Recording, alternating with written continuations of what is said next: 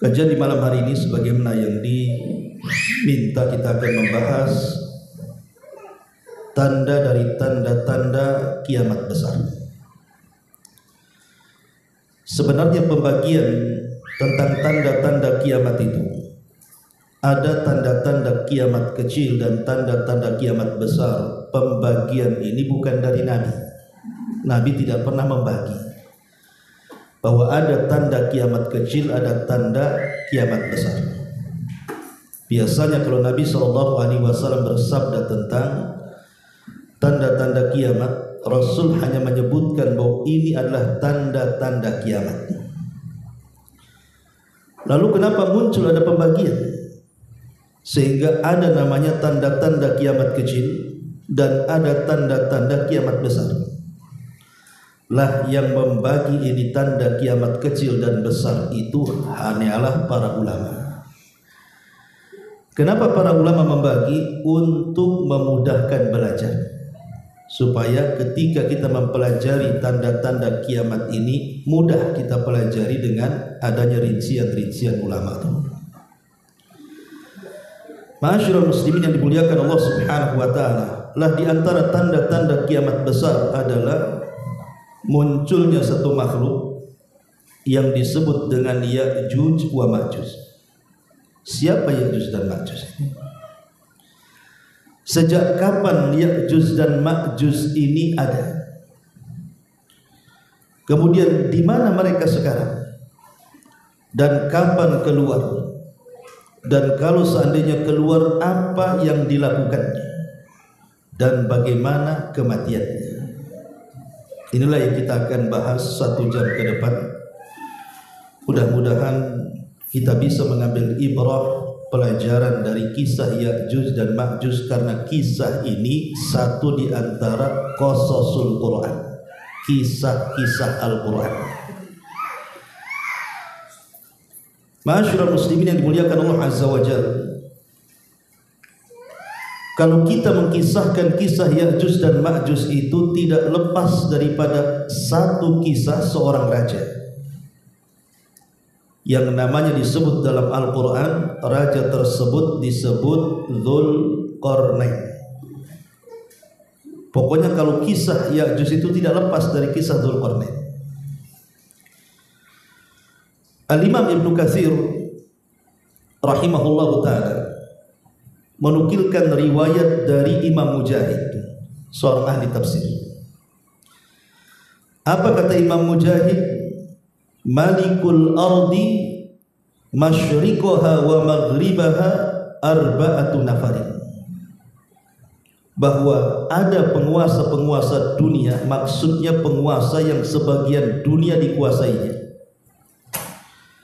Itu ada 4 raja, 4 penguasa. Kemudian Imam Mujahid mengatakan mu'minani wa kafiran, 2 mukmin dan 2 kafir. Adapun yang mukmin, kata beliau, adalah Nabiullah Sulaiman ibnu Dawud. Adapun yang kedua Dzulqarnain. Kemudian yang kafir keduanya, pertama Bukhtun Nasr. Bukhtun Nasr Raja Babil yang pernah menghancurkan Palestina dan membantai orang-orang Yahudi di zamannya. Dan yang kedua Namrud ibnu Kan'an. Ma'ruf Namrud. Kalau cerita kisah Namrud berarti cerita kisah Nabi Ibrahim. Lah di sini kita tahu bahwa posisi seorang raja yang bernama Dzulqarnain ini ada seorang raja yang pernah menguasai dunia. Lalu di zaman siapa Dzulqarnain ini diutus dan menjadi raja? Dalam Fatwa Nur al-Darbi, Al-Imam Ibnu Utsaimin rahimahullahu ta'ala pernah ditanya soal Dzulqarnain.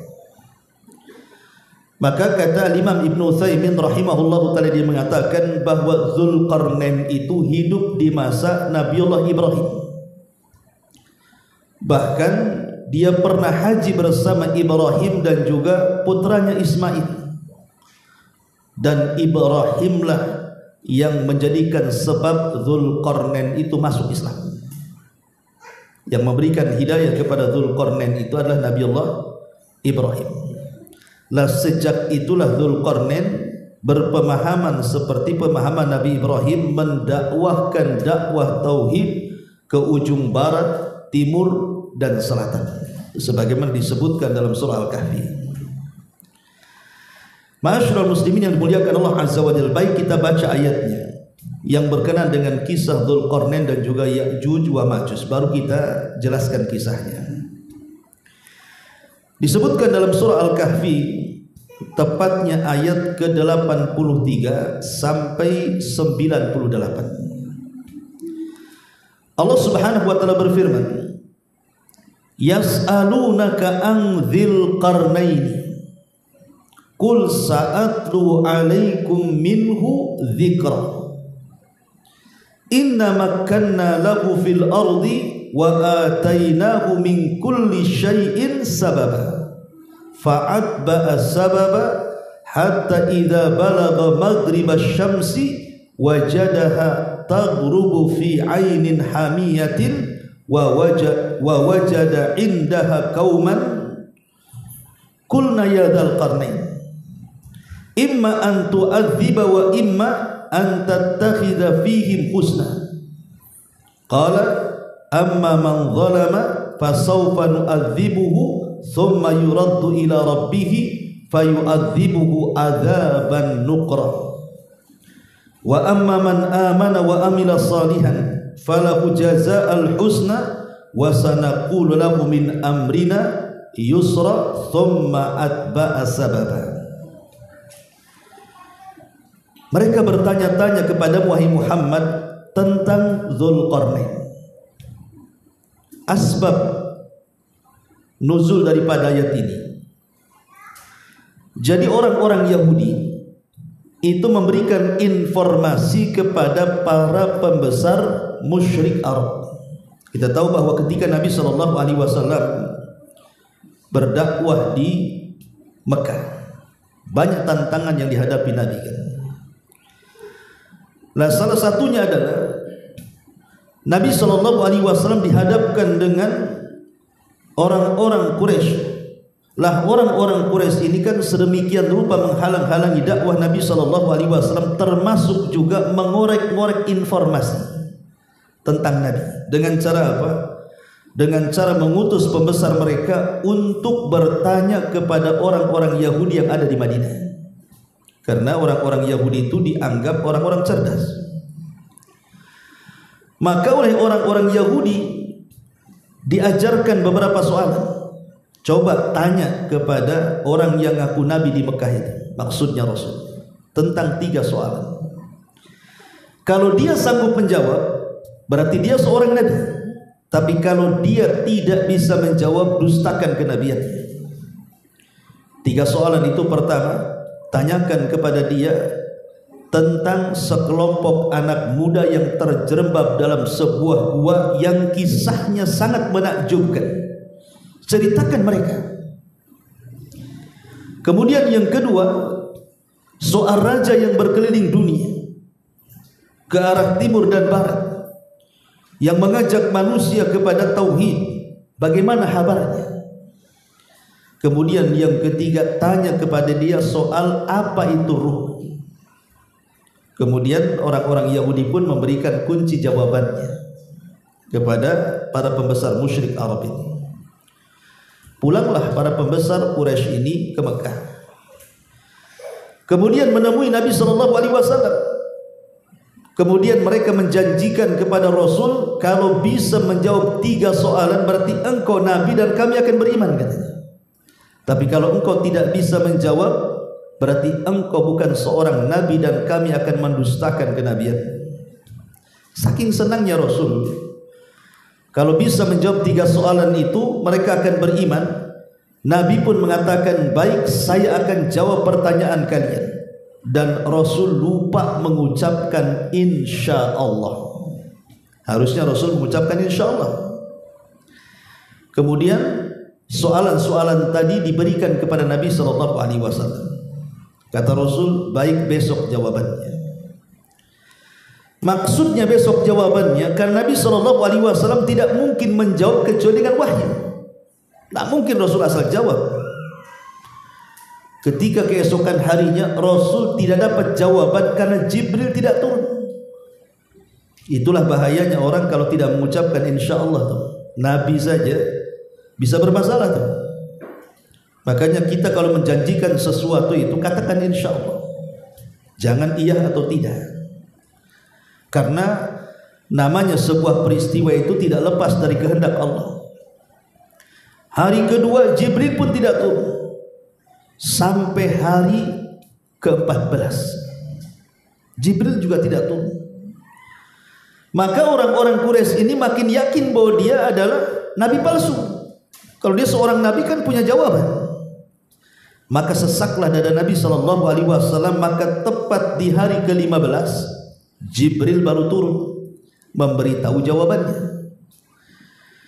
Kemudian Nabi SAW senang, akhirnya Rasul pun menghadap orang-orang musyrik yang bertanya kepadanya. Dari sinilah turun surah Al-Kahfi di sini. Kemudian Allah katakan, wa yas'alunaka an dzil qarnaini. Mereka bertanya-tanya kepada Muhammad tentang siapa Dzulqarnain itu. Katakanlah wahai Muhammad, aku akan bacakan kepadamu cerita tentang Dzulqarnain. Sesungguhnya kami telah memberi kekuasaan kepadanya di muka bumi ini, dan kami telah memberikan kepadanya jalan-jalan untuk mencapai segala keinginannya. Maka dia pun menempuh satu jalan, hingga apabila dia telah sampai ke tempat terbenam matahari. Berarti terbenam matahari ke arah mana? Ke arah barat. Perjalanan pertama Dzulqarnain itu ke arah barat. Ingat, satu-satunya raja yang jarang duduk di singgasana itu Dzulqarnain.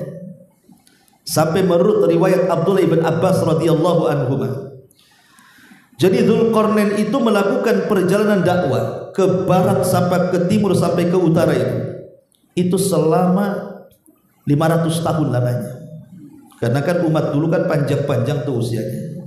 Ya, jadi selama itu Dzulqarnain meninggalkan singgasananya dan membawa pasukannya ke barat, timur dan selatan hanya untuk mendakwahkan tauhid. Kemudian Allah Subhanahu wa taala lanjutkan firman-Nya, hingga apabila dia telah sampai ke tempat terbenam matahari, dia melihat matahari terbenam dalam laut yang berlumpur hitam, dan dia mendapati satu kelompok. Kami berkata, hai Dzulqarnain, kamu boleh menyiksa atau boleh berbuat baik terhadap mereka. Maka Dzulqarnain mengatakan, adapun orang-orang yang aniaya, maka kami kelak akan mengazabnya, kemudian dia akan kembali kepada Tuhannya, lalu Tuhannya akan mengazabnya dengan azab yang sangat pedih. Adapun orang-orang yang beriman dan beramal saleh, maka baginya pahala yang terbaik sebagai balasan, dan kami akan titahkan kepadanya perintah yang mudah dari perintah-perintah kami. Jadi Dzulqarnain ini raja bijaksana, namun di sisi lain dia tegas. Jadi kalau dia mendapatkan sebuah kaum, mereka dipaksa untuk beriman. Kalau mereka mau beriman, maka Dzulqarnain pun akan memperbaiki kaum tersebut. Jadi akan diletakkan orang-orang hebat di kampung tersebut untuk membangun kampung tersebut.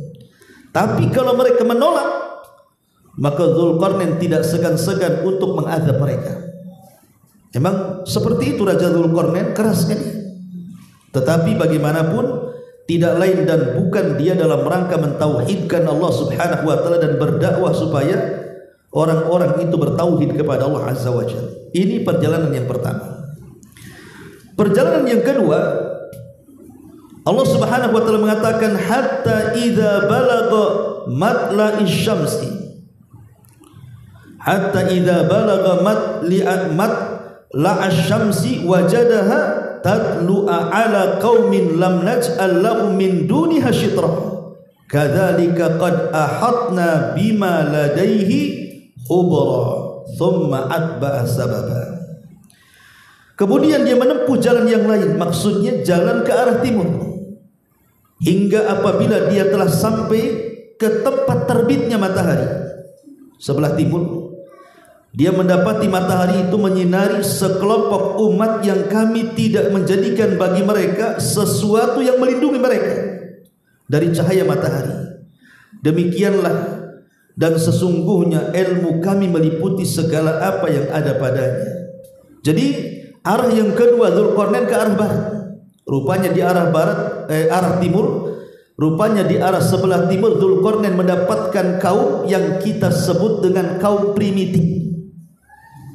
Ya, mereka tidak punya rumah, mereka tidak berpakaian telanjang. Lah Dzulqarnain pun mendakwahkan mereka. Tapi kita tidak akan mengkisahkan dua perjalanan Dzulqarnain ke barat dan ke timur. Yang kita akan kisahkan ini perjalanan terakhir. Ya. Ma'asyiral muslimin yang dimuliakan Allah Subhanahu wa taala. Kemudian Allah Subhanahu wa taala melanjutkan firman-Nya, hatta idza balagha baina saddaini wajada min dunihima qauman la yakaduna yafqahuna qawla. Maka setelah Dzulqarnain berjalan ke arah barat kemudian ke arah timur, maka Dzulqarnain pun berjalan ke arah yang lainnya, entah ke arah selatan atau ke utara, yang jelas bukan barat dan timur lagi. Kemudian tiba-tiba Dzulqarnain sampai di antara dua saddain. Jadi disebutkan kemudian beliau menempuh satu jalan yang lainnya hingga apabila dia telah sampai di antara dua buah gunung besar, maka dia mendapati di hadapan kedua bukit itu satu kaum yang hampir tidak bisa dimengerti pembicaraannya. Disinilah dimulai kisah Ya'juj dan Ma'juj. Jadi Dzulqarnain ini ketika mengarah ke arah lain yang jelas bukan barat dan timur, tiba-tiba Dzulqarnain dihadapkan dengan sebuah kaum yang berada di antara dua bukit yang sangat tinggi. Kaum ini tidak bisa diajak bicara. Bukan tidak bisa bicara, Dzulqarnain tidak paham bahasanya. Sampai-sampai dijelaskan oleh Imam Ibnu Katsir rahimahullahu taala, Dzulqarnain ini baru paham apa yang mereka keluhkan itu setelah kemudian menggunakan 10 penerjemah. Bayangkan 10 penerjemah ini dari satu bahasa ke bahasa yang lainnya, dari bahasa yang lainnya ke bahasa yang lainnya, ke bahasa yang lainnya, sampai 10 bahasa. Baru Dzulqarnain paham. Mungkin kalau istilah kita ini, ya, pertama bahasa Padang, kemudian ke bahasa Jawa, kemudian ke bahasa Alor gitu, kemudian ke bahasa Sunda, kemudian ke bahasa-bahasa yang lain sampai 10 bahasa. Setelah 10 bahasa baru paham, oh, rupanya kalian ini begini dan begitu. Bayangkan bagaimana Dzulqarnain itu susah payah untuk memahami bahasa orang itu. Kemudian dilanjutkan, setelah Dzulqarnain paham apa yang mereka inginkan, rupanya mereka menghendaki apa? Qalu, mereka mengatakan, ya Dzulqarnain, inna Ya'juj wa Ma'juj mufsiduna fil ardi. Wahai Dzulqarnain, kami ini selalu diserang oleh dua suku, dua kabilah yang sangat jahat, yang suka merusak bumi, Ya'juj dan Ma'juj. Kemudian mereka mengatakan kepada Dzulqarnain, fahal naj'alu laka kharjan ala an taj'ala bainana wa bainahum sadda. Mereka mengatakan, ya Dzulqarnain, bisa enggak kami akan memberikan bayaran kepadamu, upah yang sangat besar, supaya kamu membuat dinding untuk kami dan mereka, supaya kami tidak diganggu lagi. Maka Dzulqarnain pun mengatakan di hadapan mereka, qala ma makkanni fihi rabbi khairun fa'inun bi quwwatin aj'al bainakum wa bainakum radma. Kata Dzulqarnain, tidak perlu, aku tidak perlu upah kalian. Apa yang sudah Allah berikan kepadaku dari kekuasaan, dari kekayaan, dari pasukan, dari nikmat Allah yang banyak, ini lebih baik dibandingkan bayaran kalian. Tenang saja, saya akan jadikan untuk kalian benteng penghalang kalian dengan Ya'juj dan Ma'juj, katanya. Tetapi syaratnya kata Dzulqarnain, apa kata dia? Atuni zubural hadid hatta idza sawa baina as-sadafaini ila akhir ayat. Kemudian kata Dzulqarnain, yang jelas bantulah aku kata Dzulqarnain agar kalian menyiapkan besi-besi tembaga. Maksudnya Dzulqarnain meminta kepada mereka itu menyiapkan besi-besi tembaga itu. Maksudnya Dzulqarnain ingin membuat benteng betul-betul dari besi tembaga yang kokoh, supaya Ya'juj dan Ma'juj tidak bisa naik memanjat dan tidak bisa melobangi. Dan subhanallah, disinilah terjadi perselisihan para ulama tentang kehebatan Dzulqarnain membuat benteng sehingga Ya'juj dan Ma'juj tidak bisa menghancurkannya. Ini kan sebuah mukjizat namanya. Makanya kemudian para ulama berselisih pendapat tentang siapa Dzulqarnain ini. Apakah dia seorang nabi ataukah dia bukan seorang nabi? Kalau memang dia seorang nabi, berarti mukjizatnya mampu membuat benteng yang tidak bisa dijebol sampai kiamat. Baru Allah izinkan benteng itu dijebol setelah mendekati kiamat kan? Kalau dia seorang nabi. Kalau dia bukan seorang nabi, berarti itu bentuknya karamah. Karena ada sebuah riwayat Nabi SAW pernah ditanya soal Dzulqarnain ini. Maka Nabi SAW mengatakan, saya tidak tahu. Kata Nabi SAW, ma adri Dzulqarnaini anabiyan am kana la. Saya tidak tahu kata Rasul, apakah Dzulqarnain seorang nabi atau bukan. Makanya kemudian para ulama seperti Al-Imam Ibnu Utsaimin dan yang lainnya mengatakan bahwa Dzulqarnain itu bukan seorang nabi, tapi dia rajulun saleh. Dia adalah orang yang saleh, seorang penguasa yang saleh yang diberikan oleh Allah Subhanahu wa taala karamah yang banyak. Salah satunya adalah mampu membuat benteng yang tidak bisa dihancurkan siapapun sampai hari ini. Ya. Ma'asyiral muslimin yang dimuliakan Allah Azza wa Jalla. Lah, dari sini kita tahu bahwa disinilah dimulai kisahnya Ya'juj dan Ma'juj dan berada di balik benteng yang pernah dibuat oleh Dzulqarnain. Lalu siapa Dzulqarnain ini? Ada yang mengatakan bahwa Dzulqarnain adalah Al-Iskandariyah Al-Makdun katanya. Kalau antum lihat di Google tentang kisah Iskandariyah Al-Makdun yang pernah menguasai bukan hanya Persia, Romawi aja ditaklukkan dia. Cina dan India di masanya ditaklukkan dia. Bayangkan, India, Cina, Persia, Romawi, luar biasa Iskandari Al-Makdun ini. Seolah-olah menguasai dunia kan. Ya. Sehingga sebagian orang menganggap jangan-jangan Dzulqarnain ini adalah Iskandari Al-Makdun yang ada di Mesir itu. Tapi ulama mengatakan bukan Dzulqarnain sendiri, Iskandaria sendiri. Alasannya satu, masa kekuasaan. Iskandaria ini berkuasa sebelum Isa bin Maryam, 300 tahun sebelum Isa bin Maryam. Adapun Dzulqarnain itu hidup di masa Ibrahim, enggak ketemu. 2000 tahun lebih lewat gitu ya. Secara zaman juga tidak ketemu.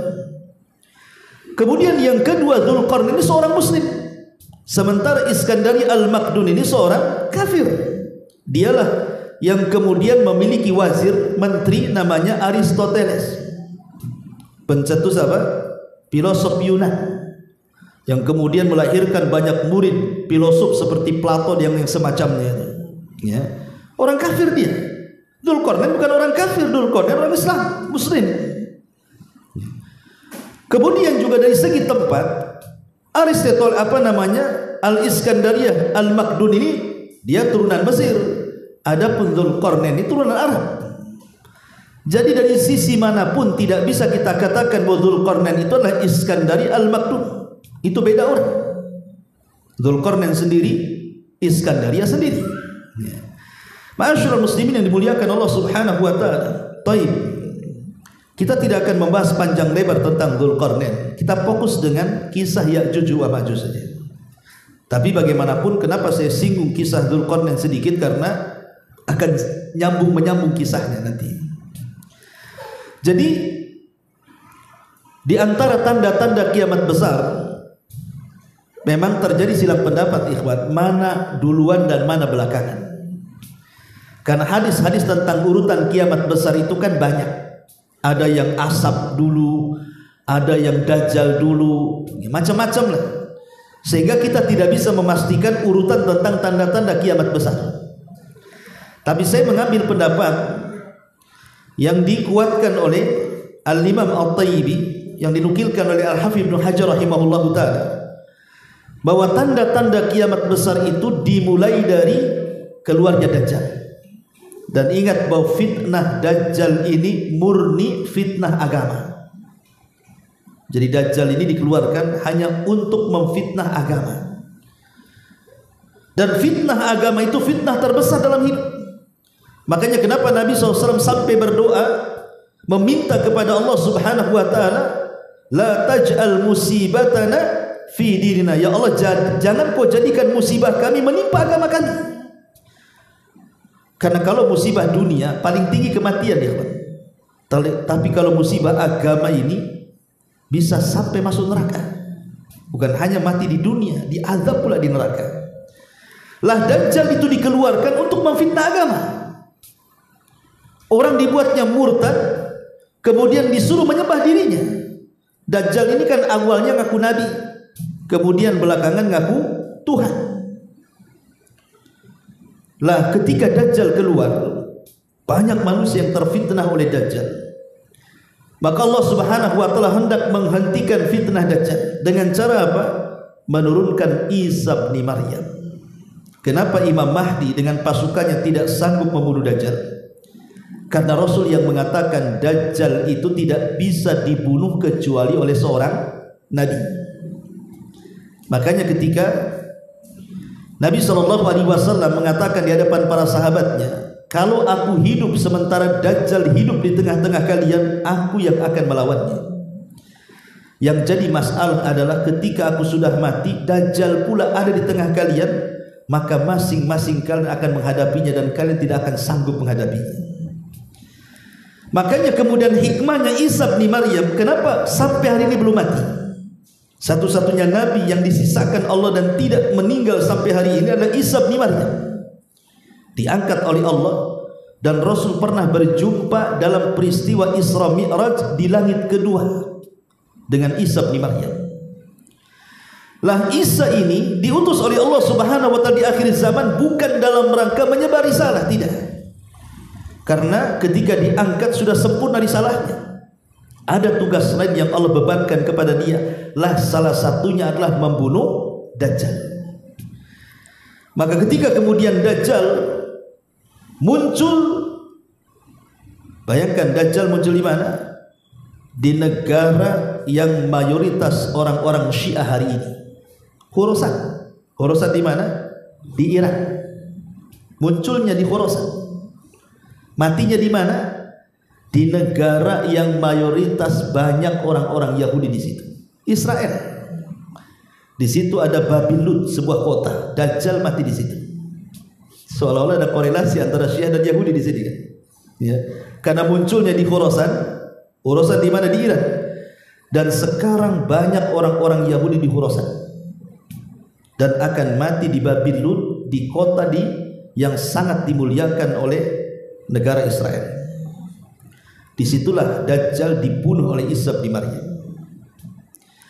Setelah kemudian fitnah Dajjal ini berakhir karena peperangan dimenangkan Isa bin Maryam, dan kaum muslimin sudah bahagia dengan kematian Dajjal, bahkan mereka bisa melumpuhkan tentara Dajjal karena seluruh makhluk bumi berbicara. Jadi kalau ada orang kafir Yahudi sembunyi di balik batu itu, batu akan bicara, "Hei muslim, bunuh nih orang kafir, dia ada di belakang saya," katanya. Kalau dia sembunyi di pohon, pohon bicara. Pokoknya sembunyi di mana saja, maka makhluk Allah bicara, kecuali satu pohon yang tidak mau bicara, namanya gharqad, yang hari ini ditanam besar-besaran oleh orang-orang Israel Zionis Yahudi itu. Bocor hadis ini ke mereka, sehingga Mereka menanam besar-besaran pohon gorkot tadi. Nah, setelah Dajjal meninggal, tidak lama kemudian kaum muslimin diuji lagi oleh Allah Subhanahu wa taala. Tiba-tiba benteng Ya'juj wa Ma'juj jebol. Sebenarnya dalam sebuah hadis Nabi sallallahu alaihi wasallam bersabda, diriwayatkan dari Zainab bintu Jahsh. Jadi satu hari Nabi sallallahu alaihi wasallam di waktu fajar itu pernah kaget, terperanjat. Kemudian dia mengatakan, la ilaha illallah, wailun lil arabi min syarrin qad iqtarab, kata Rasul. La ilaha illallah, celaka bangsa Arab karena kejelekan telah dekat kepada mereka. Kemudian kata Rasul, futihal yauma min radmi Ya'juj wa Ma'juj. Kata Rasul, hari ini dinding penghalang Ya'juj dan Ma'juj telah terbuka seperti ini. Kemudian Nabi SAW melingkarkan kedua jarinya, ibu jari dan telunjuknya. Kata Rasul seperti ini. Jadi bentengnya Ya'juj dan Ma'juj itu yang dibuat oleh Dzulqarnain itu sudah jebol dan sudah berlubang, dan Rasul mengisyaratkan dengan tangannya seperti ini. Artinya Ya'juj dan Ma'juj sudah bisa ngeker dari lubang itu. Dari sini kita tahu bahwa dari zaman Rasul benteng itu sudah jebol, tapi cuman hanya seibu jari dan telunjuk segini saja. Karena setiap hari dikisahkan Ya'juj dan Ma'juj itu kan berusaha keluar dari benteng itu. Dengan cara apa? Jadi kalau sudah menjelang malam, maka mereka keluar dengan cangkul dan macam-macam lah peralatan untuk menggali lubang sampai di waktu pagi. Ketika terbit matahari, mereka ketakutan. Kemudian pembesar mereka mengatakan, ghadan nahfir, sekarang kita tinggalkan, besok kita gali lagi. Maka kemudian setelah besoknya hendak menggali bekas galian mereka, tiba-tiba tertutup kembali atas izin Allah Subhanahu wa taala. Jadi setiap mereka menggali lubang, keesokan harinya tertutup lagi, seolah-olah sia-sia. Tapi di zaman Nabi SAW mereka berhasil melubangi benteng itu walaupun hanya seibu jari dan telunjuk seperti ini. Artinya di sini apa? Ini sudah permulaan benteng itu sudah akan roboh dan sudah dekatnya kiamat. Ya. Tetapi kemudian nanti di akhir zaman, ketika Allah Subhanahu wa taala izinkan Ya'juj dan Ma'juj itu keluar, maka pimpinan mereka diilhamkan untuk mengucapkan insya Allah. Subhanallah, kalimat insya Allah ini luar biasa ya kawan. Jadi pemimpin Ya'juj dan Ma'juj mengatakan ketika sudah digali, kemudian terbit matahari, mereka istirahat. Apa kata pemimpinnya? Nahfiru ghadan insya Allah. Dalam hadis yang saya disebutkan, besok kita akan gali kembali insya Allah. Jadi diilhamkan mengucapkan kalimat insya Allah. Subhanallah, atas izin Allah setelah pembesarnya mengucapkan kalimat insya Allah, jebol benteng itu. Dan Allah Subhanahu wa taala menyebutkan fi kulli hadabin yansilun, mereka keluar dari benteng itu seperti air bah yang turun dari ketinggian saking banyaknya itu. Ma'asyiral muslimin yang dimuliakan Allah Azza wa Jalla. Lalu siapa Ya'juj dan Ma'juj ini? Imam Ibnu Katsir menyebutkan dalam kitabnya Bidayah wa Nihayah, ada yang mengatakan bahwa Ya'juj dan Ma'juj itu manusia sama dengan kita, cuman dia satu bapak dengan kita, lain ibu. Artinya apa? Kata beliau, Ibnu Katsir menukilkan pendapat ini, dan pendapat ini diambil dari pendapat Abu Zakaria An-Nawawi, tapi beliau juga melemahkannya. Jadi Adam ini satu hari dia ihtalam. Ihtalam itu mimpi basah, ya, mimpi melakukan hubungan dalam mimpinya sampai mengeluarkan sperma. Tiba-tiba kemudian sperma Adam ini jatuh ke bumi. Lah sperma yang jatuh ke bumi ini tiba-tiba kemudian menjadi membuahi jadilah Ya'juj dan Ma'juj. Jadi Ya'juj dan Ma'juj itu satu bapa dengan kita Adam, tapi beda ibu. Kalau kita kan ibunya Hawa, kalau Ya'juj dan Ma'juj itu ibunya tanah. Itu maksudnya. Jadi ibunya itu tanah itu. Tapi sekali lagi ini pendapat tidak berdasar, dilemahkan banyak ulama karena tidak ada dalilnya. Ini diambil dari kisah Israiliyat, ya. Tapi pendapat yang kuat bahwa Ya'juj dan Ma'juj itu sama dengan kita. Sebagaimana Imam Ibnu Katsir juga kemudian menjelaskan dalam kitab yang sama Bidayah wa Nihayah itu bahwa Ya'juj dan Ma'juj sama dengan kita, satu bapa dan satu ibu. Dia turunan Adam dan turunan Hawa. Ikhwan, ketika di masa Nabi Nuh alaihi salatu wassalam, Allah subhanahu wa ta'ala kirim azab kepada kaum Nuh yang kufur dengan mengirim banjir bandang disertai tufan. Yang banjir itu kemudian meluluhlantahkan semua daerah dan tidak ada yang selamat kecuali yang ada di perahu Nuh. Makanya lihat hari ini bencana di Padang itu, ngeri kan banjir itu, sampai 4 kecamatan 3 kabupaten itu dilahap dia kan. Sampai hari ini banyak korban belum dicari kan. Lihat bagaimana kalau banjir itu datang, ngeri kan azabnya. Lah di zaman Nabi Nuh itu Allah subhanahu wa ta'ala mengirim banjir bandang yang luar biasa, tidak ada yang selamat satu pun. Persis seperti permintaan Nuh alaihi salatu wassalam yang berdoa kepada Allah, la tadhar alal ardi minal kafirin dayyar. Ya Rabb, jangan kau tinggalkan satu jiwa kafir pun yang hidup di bumi gitu. Betul, Allah tidak sisakan satu jiwa pun setelah tragedi banjir itu. Yang selamat hanya ada di perahu. Makanya Allah mengatakan waja'alna dzurriyyatahu humul baqin. Kami jadikan turunan Nuh itulah yang selamat. Ya, dan Allah juga mengatakan di dalam Al-Qur'anul Karim surah As-Saffat tadi waja'alna dzurriyyatahu humul baqin, dan kami selamatkan keturunan manusia itu hanya dari turunan Nuh alaihi salam saja. Lah kebetulan yang di perahu itu tidak ada orang lain kecuali putra-putra Nuh yang beriman. Nuh itu kan punya 4 putra. Pertama Kan'an, dia kafir, ikut agama ibunya, mati kena azab. Bahkan ketika mau ditolong oleh Nuh juga nggak mau, dia lebih baik naik ke gunung, tapi juga tidak tertolong, tenggelam juga dia. Sehingga yang selamat cuma 3, Ham, Syam, dan Yafis. Inilah 3 putra Nuh ini yang melahirkan manusia sejak zaman itu sampai hari ini, bahkan sampai kiamat dibangkitkan. Semua manusia hari ini, mau di barat, mau di timur, mau di utara, mau di selatan, mau di benua manapun, itu turunan dari 3 orang ini. Mungkin nasabnya kembali kepada Syam, mungkin nasabnya kembali kepada Ham, mungkin nasabnya kembali kepada Yafis. Cuma 3 ini saja.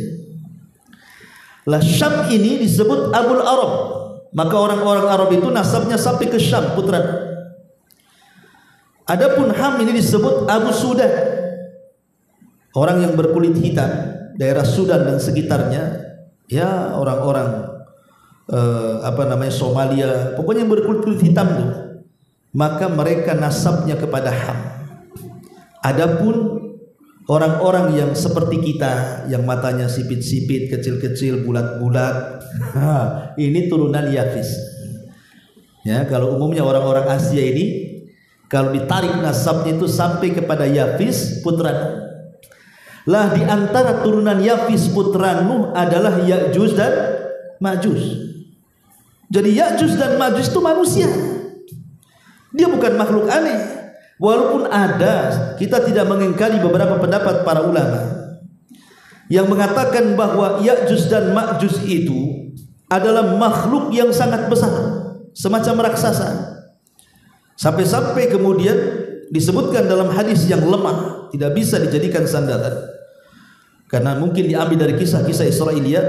Jadi bentuk Ya'juj dan Ma'juj itu seperti pohon arus. Pohon arus itu ada di Lubnan, di Libanon sana. Itu tingginya sampai 120 hasta. Jadi pohon arus itu tingginya 120 hasta. Satu hasta itu dari sini ke sini. Ya. Kalau kita meter berarti 1 hasta itu setengah meter. Kalau 2 hasta 1 meter. Berarti kalau seandainya 120 hasta berarti 60 meter. Oh, itulah tingginya Ya'juj dan Ma'juj. Musola ini aja nggak sampai 5 meter. Ini 60 meter kan. Itu kalau jalan dagdug-dagdug gitu kan, raksasa besar. Ya. Ini satu pendapat. Tapi ada yang mengatakan Ya'juj dan Ma'juj itu tidak sebesar itu. Bahkan dia makhluk yang kecil. Dia mengatakan panjangnya sekitar 4 hasta dan lebarnya 4 hasta. Berarti 2 kali 2 meter lah kan gitu. Jadi tingginya 2 meter segini, lebar badannya 2 meter, kotak jadi kan itu ya. Ini juga satu pendapat. Tapi ada juga pendapat yang lain bahwa paling tinggi Ya'juj dan Ma'juj itu hanya 1 shibron. Shibron itu 1 jengkal. Jadi tinggi badannya 1 jengkal saja, kecil. Ya, marmut gitu, 1 jengkal kayak kelinci gitu. Ya mungkin semacam cebol lah gitu ya. Jadi orang-orang kerdil. Ada yang mengatakan seperti itu. Tapi ada yang mengatakan bahwa Ya'juj dan Ma'juj itu makhluk lain. Dia manusia tapi memiliki 2 telinga. Telinganya sangat lebar sekali. Ya. Jadi telinga yang pertama ini untuk menyelimuti dia saat tidur di malam hari. Telinga yang satunya untuk menyerang musuh. Tapi 4 pendapat ini dibantah oleh para ulama. Ini semua pendapat ini diambil dari kisah-kisah Israiliyat dan ini semua batin. Berarti Ya'juj dan Ma'juj itu sama seperti kita. Dia turunan Adam, turunan Hawa, dia manusia seperti kita. Cuman ya memang karena dia hidup di zaman Nabi Ibrahim kan otomatis kan badannya besar-besar kan gitu ya. Karena di zaman Nabi Ibrahim masih mendekati zaman Adam. Dan Adam itu kan memiliki tinggi badan yang sangat besar. Sampai-sampai kata Nabi SAW, Adam itu punya tinggi 60 hasta. 60 hasta itu sekitar 30 meteran. Ya. Tetapi setelah Adam kan manusia mulai mengecil sampai kepada kita kan. Ya. Dan umurnya juga mulai pendek sampai kepada kita. Artinya fisik Ya'juj dan Ma'juj kalau hidup di masa itu berarti masih besar badannya. Tapi karena dia manusia, boleh jadi turunannya sampai sekarang pun ya makin kecil seperti kita. Selama dia disebut manusia, maka semakin ke sini badannya akan semakin mengecil dan usianya juga semakin pendek kan gitu. Kalau dia masih manusia. Karena ada yang mengatakan bahwa Ya'juj dan Ma'juj itu tidak akan mati sampai melahirkan 1000 keturunan. Tapi hadis ini dilemahkan para ulama. Ya, tapi yang jelas bahwa Ya'juj dan Ma'juj itu Allah berikan kemampuan mereka memiliki bangsa yang sangat banyak sekali. Jadi jumlah mereka itu tidak ada yang tahu kecuali Allah Subhanahu wa taala. Kalau kita manusia itu kan ada sensusnya sekitar 7 atau 8 miliar kan begitu ya. Tapi Ya'juj dan Ma'juj ini tidak bisa berapa jumlahnya.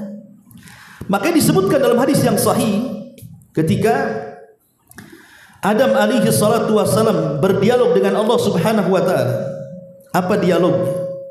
Allah mengatakan kepada Adam alaihi salatu wassalam nanti kepada hari kiamat, ya Adam. Maka Adam pun mengatakan labbaika wa sa'daika wal khairu biyadaika ya Rabb. Aku penuhi panggilanmu dengan senang hati karena seluruh kebaikan ada di tanganmu ya Rabb.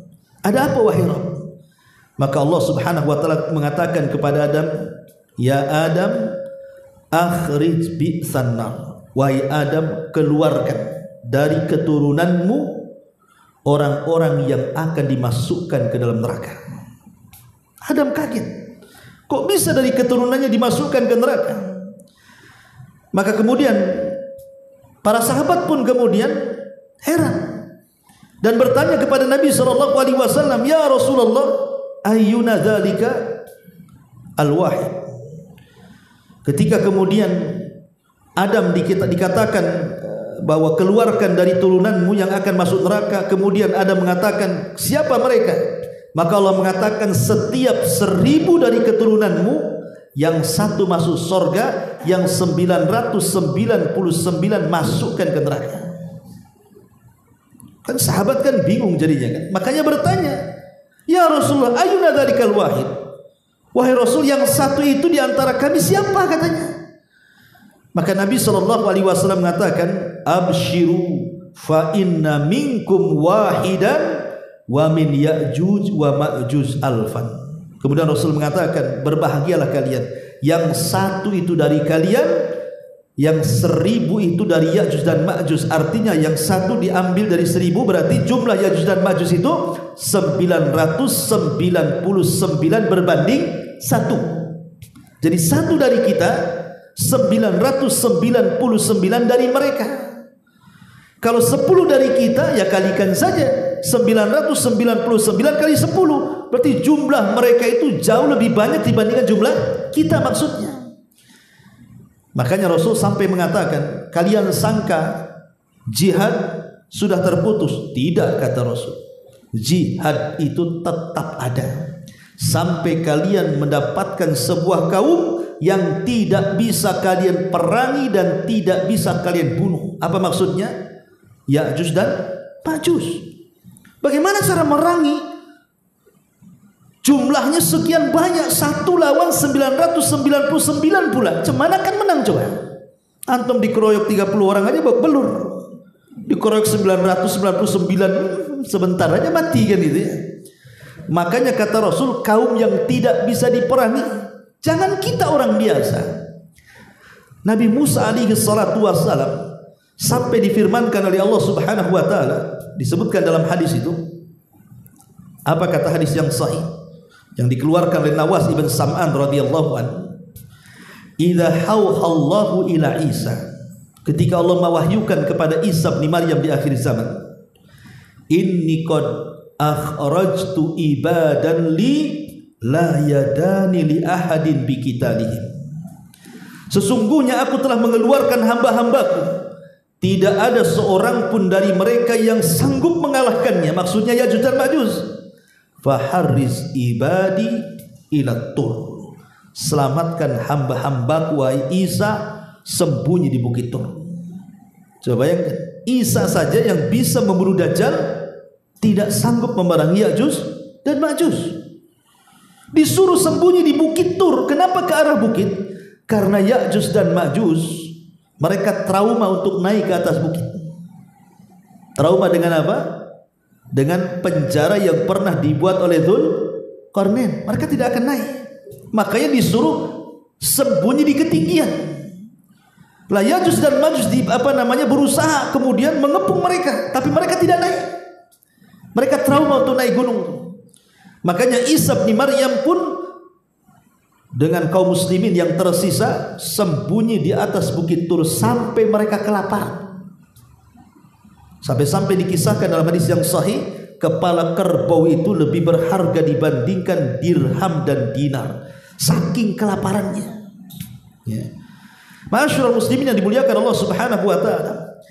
Lah Ya'juj dan Ma'juj itu dikenal sebagai umat yang sangat sombong, ikhwan. Sangat bengis, sangat jahat. Dan dia umat perusak. Sampai-sampai dikisahkan oleh banyak para ulama ketika beristinbat dengan ayat dan hadis-hadis yang sahih. Jadi kerusakan Ya'juj dan Ma'juj itu apabila dikeluarkan oleh Allah Subhanahu wa taala, dia akan merusak segalanya, merusak alam, akan menghancurkan apapun yang ada di depannya. Sampai kelompok yang pertama, jadi ketika benteng Ya'juj dan Ma'juj itu jebol, maka yang pertama kali mereka keluar, mereka melewati Danau Tiberias. Danau Tiberias, Buhairah, ya. Ma'ruf danau itu kan sekarang kan berbentuk sungai, banyak airnya, ya. Banyak airnya Danau Tiberias itu. Lah ketika Ya'juj dan Ma'juj sampai di danau itu, maka mereka minum semuanya sampai kering. Bayangkan, danau sebesar itu sampai kering, sehingga yang terakhir datang sudah nggak dapat lagi minum di situ. Pokoknya kalau ada bangunan dihancurkannya, kalau ada pohon-pohonan dimakannya, dihancurkannya, kalau ada manusia dibantai. Bahkan sebagian para ulama mengatakan bangkai manusia yang dibunuh Ya'juj dan Ma'juj dimakannya. Jadi dia manusia kanibal. Naudzubillah. Jadi siapapun yang di luar rasnya akan dihancurkannya. Dan ingat, Ya'juj dan Ma'juj itu kemana-mana karena jumlahnya banyak. Dia menguasai bumi. Ya.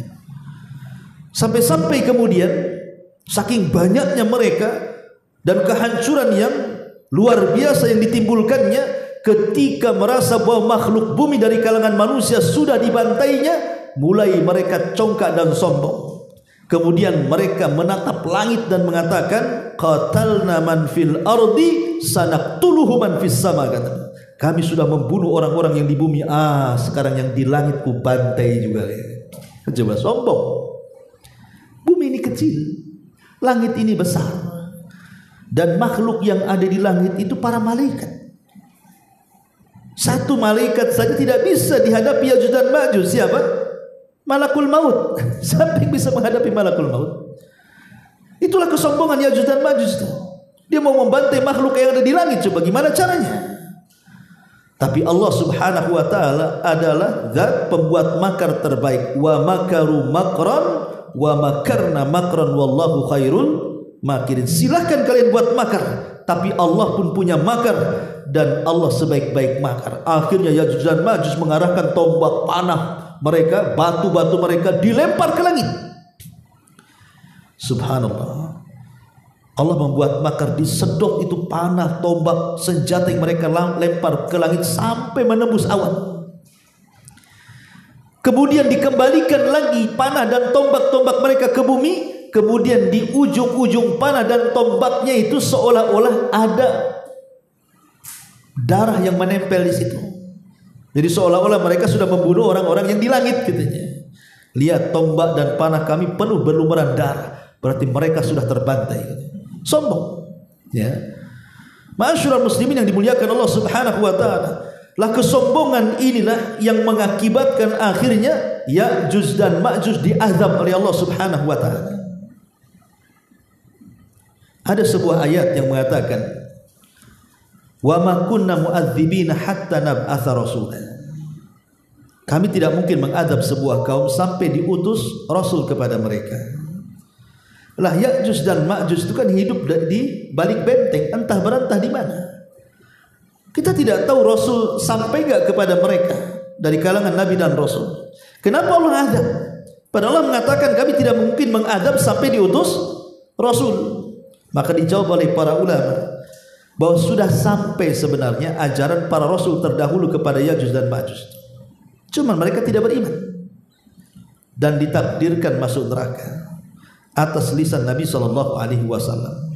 Jadi mereka adalah orang-orang yang pantas masuk neraka karena kekafirannya, kesombongannya, karena mereka merusak di mana-mana, melebihi fitnah Dajjal. Kalau Dajjal kan murni fitnah agama, kalau ini murni fitnahnya hanya merusak dan merusak, membunuh dan membunuh, menguasai dunia.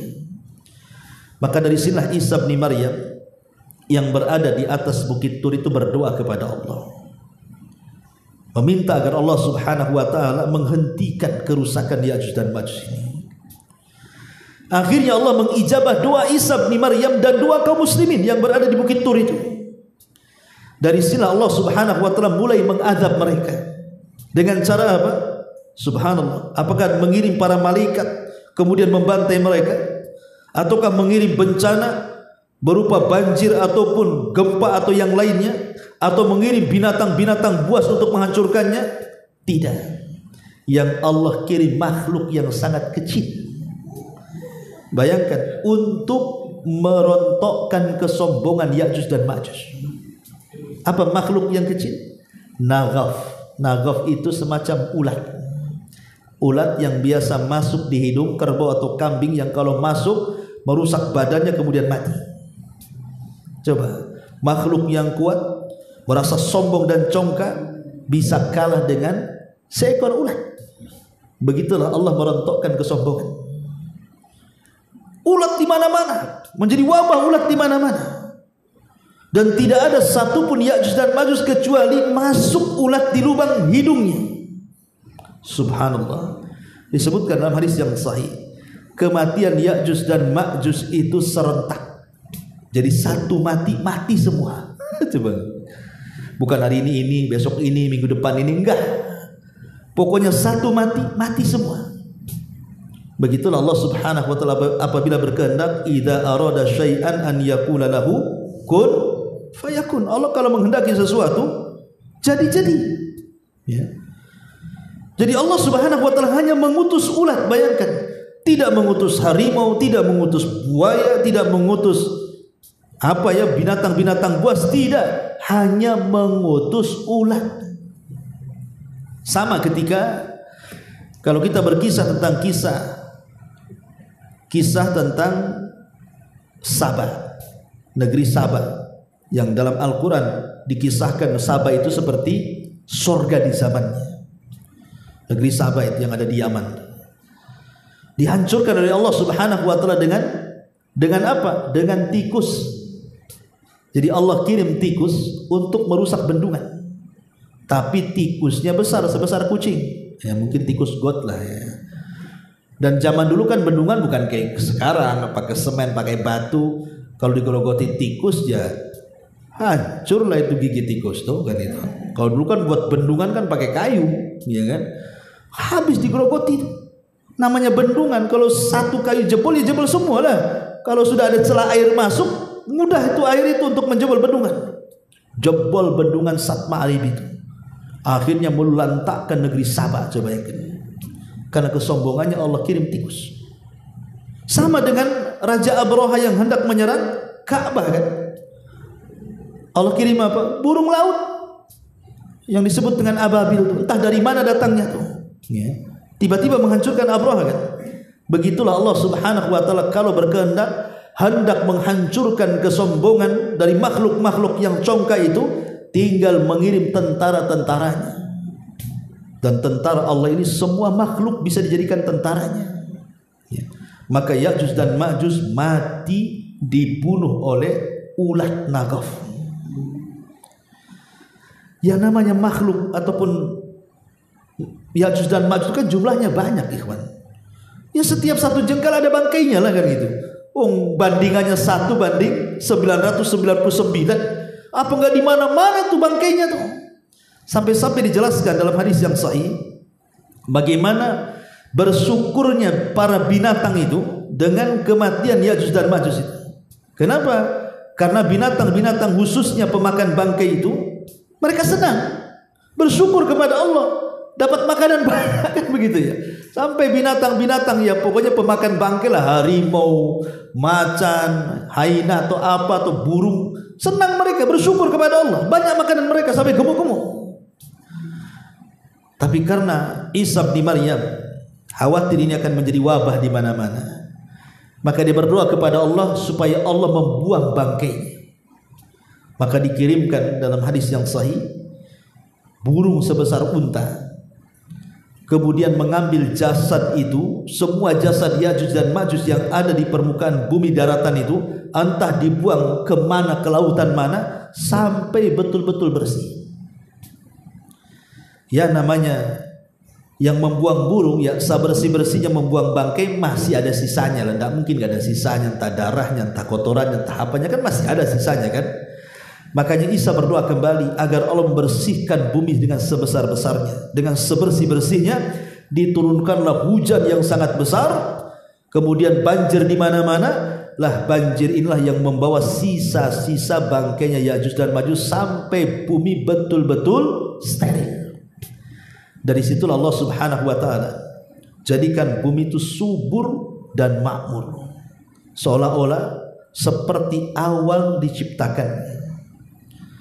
Sampai-sampai dijelaskan pohon delima itu buahnya ya, itu cangkangnya kalau dibelah 10 orang bisa masuk ke dalam cangkangnya. Sebagian besarnya buah satu buah. Jadi satu buah itu kalau dibelah 10 orang lo bisa masuk ke dalam cangkangnya. Jadi kalau buah durian ya 10 orang masuk ke cangkang nggak habis tadi kita makan dalam cangkang durian itu. Jadi disuburkan oleh Allah Azza wa Jalla, dipenuhi dengan berkah. Makanya sampai Rasul beruntunglah orang-orang yang hidup di masa Isa bin Maryam gitu. Karena Allah berkahi. Lah ketika itu kemudian Isa bin Maryam akhirnya memaksa orang-orang yang masih di luar Islam untuk masuk ke dalam Islam yang selamat. Kalau tidak maka dibunuh, dipaksa untuk masuk Islam. Karena ketika itu tidak ada jizyah lagi, tidak ada lagi upeti-upetian. Yang ada kau masuk Islam, kalau tidak kau perangi. Sampai akhirnya banyak orang-orang ahli kitab kalangan Yahudi dan Nasrani yang masuk ke dalam Islam karena dakwahnya Isa bin Maryam.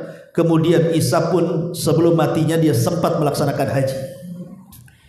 Kemudian setelah melaksanakan haji, ada yang mengatakan 7 tahun setelahnya, maka Isa pun wafat dan dipanggil oleh Allah Subhanahu wa taala. Baru datanglah seorang laki-laki dari Habasyah Ethiopia namanya Dzu Suwaikataini membawa pasukan kemudian menghancurkan Ka'bah sampai rata dengan tanah setelah kematian Isa bin Maryam. Ma'asyiral muslimin yang dimuliakan Allah Subhanahu wa taala, pertanyaannya, di mana benteng Dzulqarnain itu? Di mana? Ya. Dahulu di zaman Daulah Abbasiyah. Daulah Abbasiyah ini daulah yang berdiri setelah Daulah Bani Umayyah. Dan Daulah Bani Umayyah itu berdiri setelah hilangnya kekhilafaan Ar-Rasyidah. Kan para khulafa Ar-Rasyidin meninggal, baru terbentuk Daulah Umayyah. Runtuhnya Daulah Umayyah, naik Daulah Abbasiyah, kan begitu, sampai terakhir Daulah Utsmaniyah. Nah, di zaman Daulah Abbasiyah itu ada seorang khalifah namanya Al-Wathiq. Al-Wathiq dia bermimpi.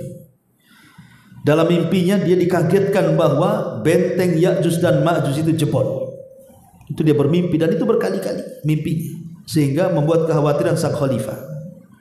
Dan kisah ini disebutkan oleh Ibnu Katsir dalam kitabnya Bidayah wa Nihayah, itu disebutkan kisah ini. Jadi Khalifah Al-Wathiq ini akhirnya mengutus tentara yang sangat banyak untuk melakukan pencarian di mana benteng Ya'juj dan Ma'juj itu. Dikirim pasukan banyak. Ya. Akhirnya pasukan yang dikirim oleh Daulah Abbasiyah ini atas perintah Khalifah Al-Wathiq ini, mereka pun menyebar kemana-mana. Ada yang mengatakan pencarian benteng itu sampai memakan waktu 2 tahun. Jadi selama 2 tahun ini pasukan Khalifah Abbasiyah ini, pasukan Khalifah Al-Wathiq ini mencari kemana-mana. Sampai pada waktunya mereka pun sampai kepada tujuan. Mereka pun sampai kepada tujuan di depan benteng yang pernah dibangun Dzulqarnain. Tapi masalahnya benteng itu tidak bisa dipanjat dan dijaga oleh para prajurit yang ada di dekat situ. Sehingga akhirnya ketika pasukan melihat bahwa benteng itu masih kokoh, masih berdiri tegak dan tidak hancur, tidak seperti mimpi sang khalifah, akhirnya pasukan ini kemudian pulang kembali. Tapi masalahnya Imam Ibnu Katsir ketika menyebutkan kisah ini tidak bersanad. Tidak ada sanadnya, hanya disebutkan kisahnya begitu saja. Dan tidak disebutkan pasukan Abbasiyah ini sampai di mana, letak benteng itu di mana. Ya. Sehingga menjadi polemik para ulama kan. Ada yang mengatakan bahwa benteng itu maksudnya adalah benteng Cina, tembok Cina. Karena ketika ada beberapa yang roboh dari tembok Cina itu rupanya ada kandungan bajanya. Berarti sesuai dengan apa yang ada dalam Al-Quran. Berarti kalau yang dimaksud tembok itu tembok Cina, berarti Ya'juj dan Ma'juj itu ya orang Cina. Kan gitu. Tapi pendapat ini dibantah oleh sebagian ulama. Tidak benar. Karena benteng Ya'juj dan Ma'juj itu tidak bisa dihancurkan. Terbuat dari tembaga. Kalau ini kan terbuat dari bata-batu yang disusun. Kalau di rudal saja bisa hancur kalau benteng Cina. Kalau ya benteng Ya'juj dan Ma'juj kan tidak bisa dihancurkan kecuali Allah yang berkehendak kan itu. Berarti tidak benar kalau benteng itu adalah tembok Cina dan Ya'juj dan Ma'juj itu orang Cina. Apalagi banyak juga orang Cina yang muslim sekarang kan gitu. Ya. Kemudian yang kedua, ada yang mengatakan bahwa dan yang berpendapat seperti ini adalah sebagian orang seperti Sayyid Qutb. Nah itu mereka memang berpendapat seperti ini. Tapi sekali lagi dibantah oleh para ulama bahwa tidak benar kalau tembok Cina itu adalah Ya'juj dan Ma'juj. Tapi ada juga yang mengatakan tentang tembok Ya'juj dan Ma'juj ini, Jadi ada yang mengatakan itu berada dekat dengan daratan Cina, tapi ke arah selatan atau utara, wallahu a'lam. Karena ada yang mengatakan bahwa benteng ini terletak di daerah Armenia, Azerbaijan, yang sekarang mungkin disebut daerah Georgia, dekat-dekat daerah sana lah kan. Tapi kan ini hanya ijtihad para peneliti, ikhwan. Syekh bin Baz rahimahullahu taala ketika ditanya tentang masalah Ya'juj dan Ma'juj, dia hanya mengatakan min jihati syarqi, min jihati syarqi. Pokoknya dia sebelah timur, sebelah timur. Maksudnya sebelah timur itu dari kota Madinah. Jadi kalau antum berada di kota Madinah, sebelah timur sana. Sebelah timurnya sampai di mana? Wallahu a'lam, kan itu. Syekh bin Baz yang mengatakan seperti itu. Ya. Tapi yang jelas bahwa diketahui atau tidak tempat tembok Dzulqarnain yang memenjarakan Ya'juj dan Ma'juj itu bagi kita tidak penting. Yang penting adalah kita beriman dengan Al-Quran bahwa Ya'juj dan Ma'juj itu ada. Apakah mereka berada di atas bumi atau di bawah bumi? Wallahu alam. Dan benteng yang dibangun oleh Dzulqarnain juga ada. Tempatnya di mana? Wallahu alam. Kita yakini ada. Dan kita beriman bahwa itu di antara tanda-tanda hari kiamat, di mana di akhir zaman benteng itu akan roboh dan Ya'juj dan Ma'juj itu akan keluar sebagai tanda-tanda pertengahan alamah kiamat besar yang mendekati kehancuran alam semesta. Inilah di antara kisah Ya'juj dan Ma'juj. Saya sudah berupaya menyingkat karena sampai jam 9 saja. Ya, mudah-mudahan ada manfaatnya. Sebelum saya tutup, kalau ada yang bertanya silakan. Kita buat tanya jawab. Ya, silakan. Ini kan perang di mana-mana, Ustaz. Iya. Bencana banyak. Apakah ini termasuk tanda-tanda kiamat? Iya. Perang di mana-mana, musibah di mana-mana, apakah ini tanda-tanda kiamat? Ya, ini tanda-tanda kiamat kecil. Rasul yang mengatakan. Apa kata Nabi SAW? La taqumu sa'ah hatta yaqsurul harj. Tidak akan tegak hari kiamat sampai banyaknya peristiwa al-haraj. Sahabat bertanya, wa mal harj ya Rasul? Apa yang dimaksud haraj wahai Rasul? Kata Nabi SAW, al-qatl, pembunuhan. Ya, kata Nabi SAW, pembunuhan. Dan dalam hadis yang lain, sampai-sampai pembunuhan ini, la yadri al-qatil fima qatal wal maqtulu fima qutil. Yang membunuh bingung kenapa bisa membunuh, yang dibunuh makin bingung kenapa aku bisa dibunuh. Ya, bayangkan. Karena sekarang ini pembunuhan itu tidak beralasan. Dalam Islam itu kalau dibunuh karena dia membunuh sebagai kisos, atau dia murtad, atau dia sebagai had hukuman dalam Islam, seperti seorang yang sudah menikah berzina maka hukuman rajam, kan begitu. Itu ada aturan-aturan pembunuhan dalam Islam. Kalau sekarang tidak, urusan parkir bunuh, nggak bayar hutang bunuh, tersinggung bunuh. Sekarang main bunuh aja sekarang ini. Gara-gara parkir naruh motor di depan rumah orang, tersinggung dibunuh tuh yang punya motor. Akalnya di mana coba? Gara-gara tengkar anaknya, orang tuanya bunuh-bunuhan. Gara-gara warisan sampai anak membunuh orang tuanya, orang tua membunuh anaknya, anak membunuh saudaranya. Masya Allah, di zaman sekarang sampai kita lihat coba YouTube hari-hari, kita lihat berita pembunuhan itu aneh-aneh dan sadis-sadis. Dimutilasi, dimasukkan ke koper, ya kan? Dimasukkan ke kresek, dimasukkan ke karung, dicemplungkan ke kali, macam-macam. Mulai dari bayi yang tidak bersalah loh ya, karena mungkin malu ini hasil zina, sampai urusan pacaran, sampai urusan harta, sampai urusan keluarga, semua dah main bunuh. Urusan waris, urusan hutang, urusan bisnis. Hari-hari saya lihat tuh pembunuhan. Dan sekarang pembunuhan itu luar biasa, sadis luar biasa. Ya. Dan latar belakangnya aneh-aneh, psikopat kayaknya orang-orang bunuh ini. Makanya wajar kalau Rasul mengatakan yang membunuh bingung, kenapa dia membunuh? Karena alasan, kenapa kau dibunuh? Awalnya saya tidak hendak membunuh, tapi tak tahu kenapa saya membunuh, katanya. Dia sini bingung tuh. Coba kalau seandainya yang dibunuh hidup lagi, makin bingung, kenapa aku bisa dibunuh, katanya, kan gitu. Nah, jadi pembunuhan ini entah karena peperangan, entah karena kecelakaan. Kita lihat di jalan raya, hari-hari ada orang mati. Di Batam saja tiap hari ada kecelakaan itu, tabrak tronton mati, ya. Kemudian tabrakan motor mati, tabrakan mobil mati, ada yang beruntun, ada yang mati tabrakan mandiri, nggak tabrakan ngantuk nabrak pohon gitu ya, mati juga. Jadi banyak sekali kematian dan itu alamat kiamat. Jadi kematian diakibatkan karena peperangan dan yang semacamnya, ya. Karena dalam hadis yang lain juga kata Nabi SAW, harbun wa harabun, akan terjadi fitnah, peperangan dan pengungsian. Kalau sudah ada perang pasti ada yang mengungsi itu. Ya, lihat di Palestina tuh. Perang di sini, mengungsi di sana, nanti diserang di sini, mengungsi di sini. Begitu juga bencana.